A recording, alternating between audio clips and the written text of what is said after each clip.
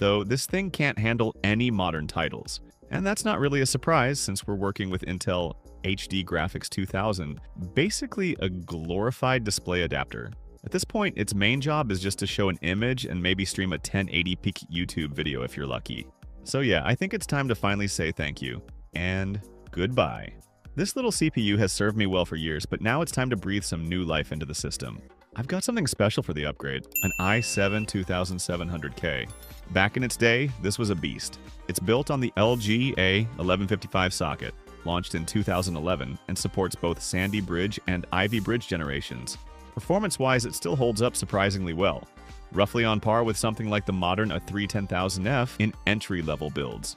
We're talking 4 cores, 8 threads, base clock 3.5 GHz, turbo up to 3.9, and yes, it can be overclocked. Unfortunately, this motherboard doesn't have the right chipset for that, and the 220-watt PSU definitely isn't helping. So after swapping in the new CPU, I jumped back into Minecraft, and honestly, performance didn't change that much. We're talking maybe a 10 to 15 FPS boost, which is nice, but not exactly game-changing. The CPU clearly isn't maxed out yet, and I'm pretty sure I know why. It's that single RAM stick holding everything back. So I popped in another 8GB stick, running dual channel, and the results actually surprised me. FPS jumped another 10 to 15 frames, now hovering around 50 FPS on average. That's finally playable, at least if you're not too picky about fancy graphics. Still, we've hit a wall. Like, this setup just can't handle modern games without a dedicated GPU. So yeah, it's time to give this little Dell Vostro some real firepower. Let's add a graphics card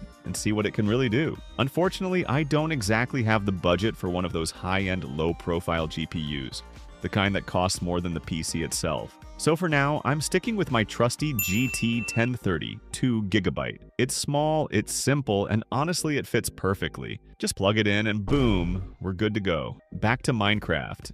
And I could not believe my eyes. With the same settings as before, the FPS shot up to around 800. That's like 30 times higher than what we started with. This tiny card just turned my little office PC into an absolute gaming monster. And the results were actually pretty solid. FPS sometimes hit over 100, though it averaged closer to 50. You can tell it's not super stable, there were dips here and there, but still, way better than I expected. Finally, I fired up Fortnite, same 1080p low settings, and this time the FPS hovered steadily between 90 and 100 smooth gameplay. No major stutters, totally playable. But here's the thing, all those results were still on low settings, mostly relying on the CPU to do the heavy lifting. If I actually want to see better graphics, that's where things get tricky.